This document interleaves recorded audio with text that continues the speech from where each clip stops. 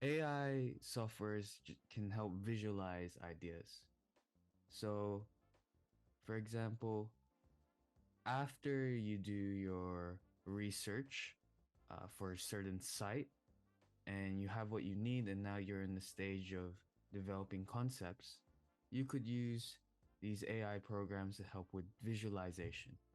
Now, there are different AI programs such as Midjourney. I found that Dream Studio is a good start to get into AI visualizations. Here we are in the home screen. On your left, you have all of these options.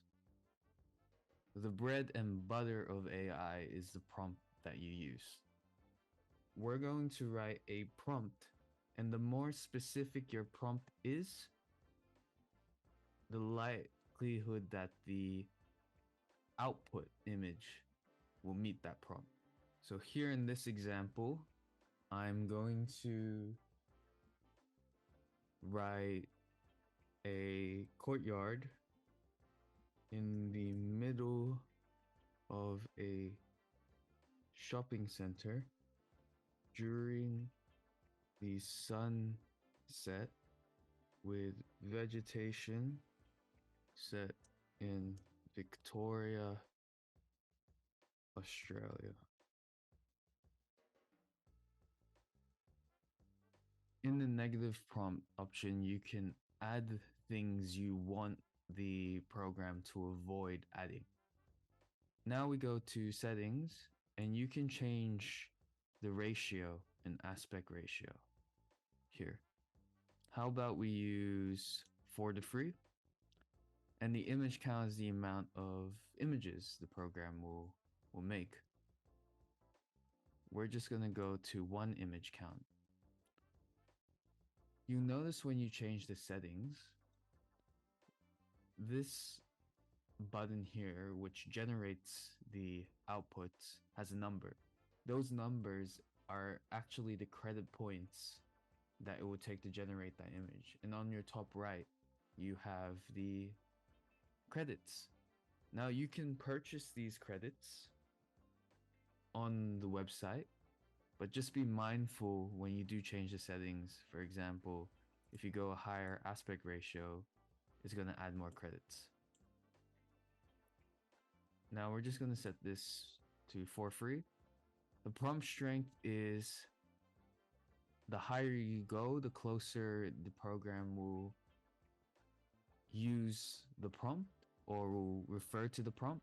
Generation steps is the amount of times the program goes through the process of generating image. For the seed, I usually just leave it. And with the model is what the program uses to develop the visuals. So depending on the model, it could develop different qualities of visuals. And up here, we almost forgot, in style, you can change the way. So we're going to generate this first image. Here we are. Now, when we take a look at the image, we can keep generating more to get different ideas. And if you find, for example, that you want something to be added in the image, then you have to go back to the prompt and say what wants to be added. So, people, shopping, food being sold. And then you generate again. When you like a certain image and you want the program to still use that image as a reference, you can actually create variations. So you go hover over the image and click variations.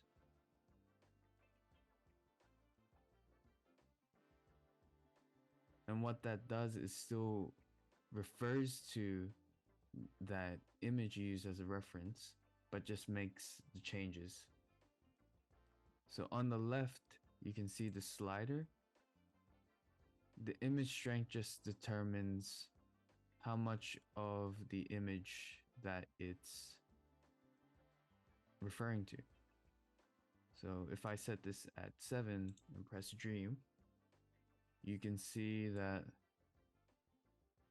this was set to a low image strength, and let's try a higher image strength. So you can see the different changes that it's making. Now with prompt strength, if for example we set it to 5, it's going to likely refer to the prompt more. But if you have a much longer prompt with more specific details and it's not meeting what you actually want to visualize, then you probably just need to experiment with the prompt strength. Overall, this is just a quick showcase of how to use Dream Studio to generate different visuals. And it's all about experimenting. So you got to change the settings, see different outcomes, change the prompt, change the style. It depends on how you are able to control the program to try and get the best possible visual outcome that you're looking for.